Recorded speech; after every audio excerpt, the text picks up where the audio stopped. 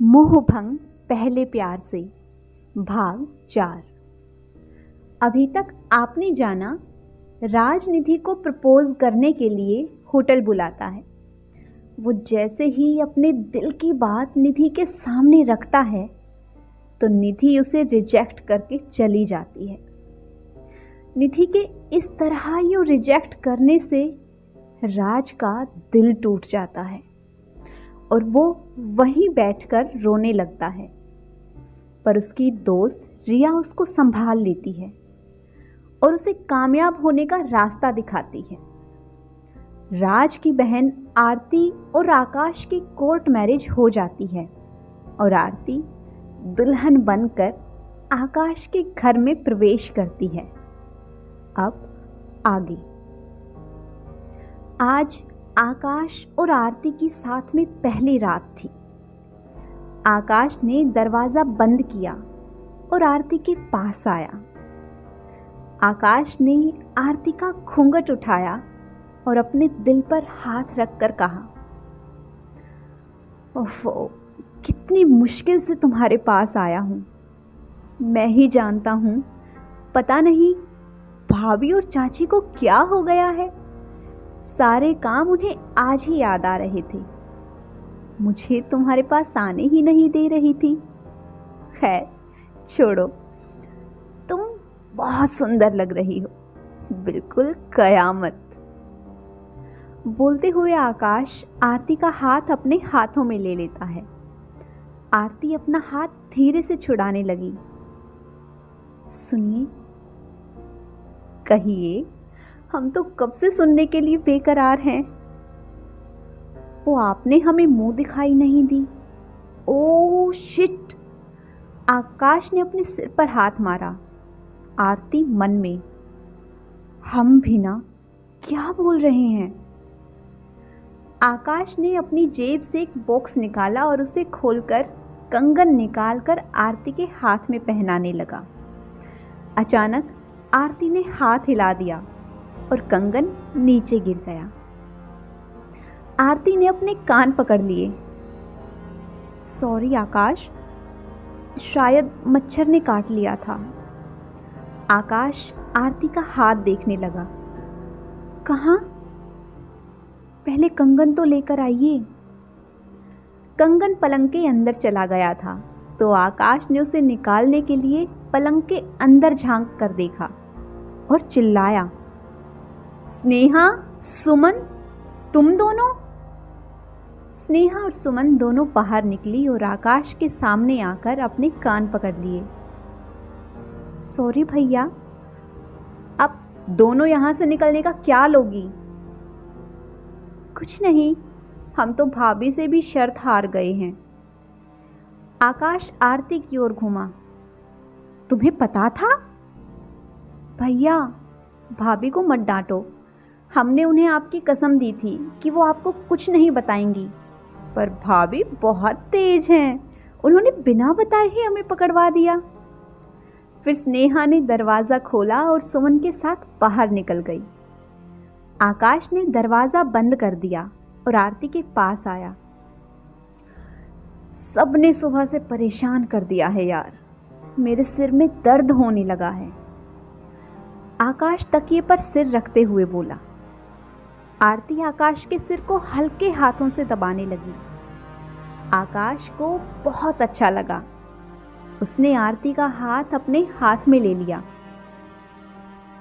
क्या हुआ, आपको अच्छा नहीं लगा? आप आंख बंद करके सोने की कोशिश करिए, आपको अच्छा लगेगा।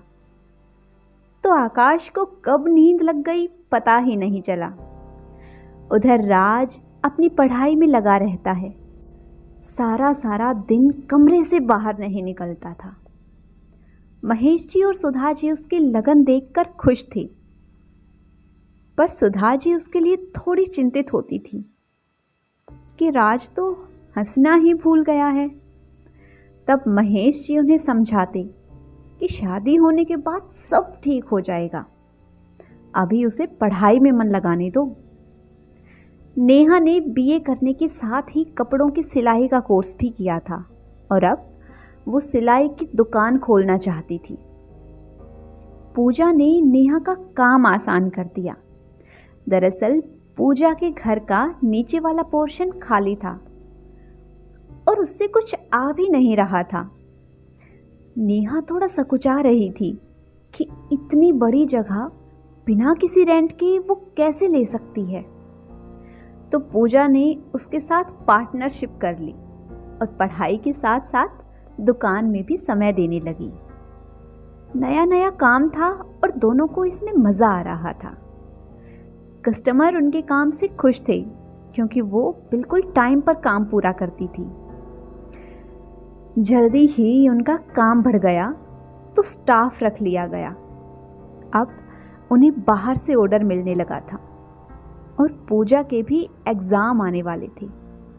तो दोनों ने दीपक को समझाया कि वो बिजनेस संभाल ले तो बिजनेस बहुत तरक्की कर सकता है।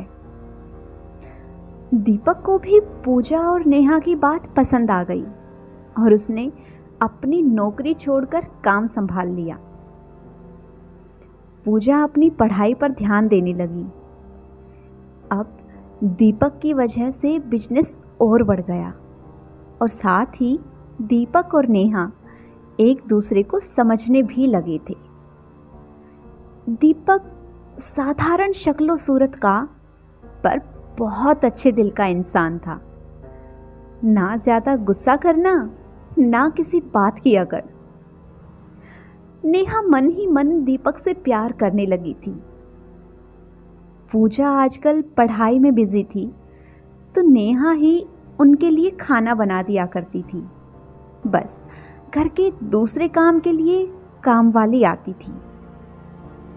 शाम 6 बजे दुकान बंद करने के बाद नेहा किचन में खाना बना रही थी और पूजा अपने रूम में पढ़ाई कर रही थी। तभी दीपक नेहा के पास किचन में आया और बोला, नेहा, तुमसे कुछ बात करनी थी। हाँ बोलो ना दीपक। वो मुझे कमरे में पेंट करवाना था तो तुम कलर सेलेक्ट कर लेना। बस यही कहना था? हाँ और क्या। फिर नेहा ने कुछ नहीं कहा। उसे लगा था कि दीपक शायद उससे प्यार करता है। कुछ दिन से नेहा को ऐसा लगता था कि दीपक कुछ कहना चाहता है। नेहा ऐसा सोच रही थी तो ये कोई गलत नहीं था। दीपक सच में अपने प्यार का इजहार करना चाहता था, पर इसीलिए रुक जाता था कि नेहा इतनी खूबसूरत है और वो इतना साधारण। कहीं नेहा ने उसे रिजेक्ट कर दिया और अपनी दोस्ती भी तोड़ ली तो दीपक बिल्कुल टूट जाएगा। कहानी बेहद रोमांचक होती जा रही है। आगे कहानी में क्या होने वाला है जानेंगे कहानी के अगले भाग में। तब तक अगर आपने इस कहानी के पिछले भाग नहीं पढ़े हैं तो चैनल पर विजिट करके ज़रूर पढ़ लें। अगर आपको आज की ये कहानी पसंद आई है तो वीडियो को लाइक कीजिए, शेयर कीजिए और अगर आपने अभी तक इस चैनल को सब्सक्राइब नहीं किया है तो ऐसी ही मज़ेदार कहानियाँ सुनते रहने के लिए चैनल को जल्दी से सब्सक्राइब कर लें। Thanks for watching.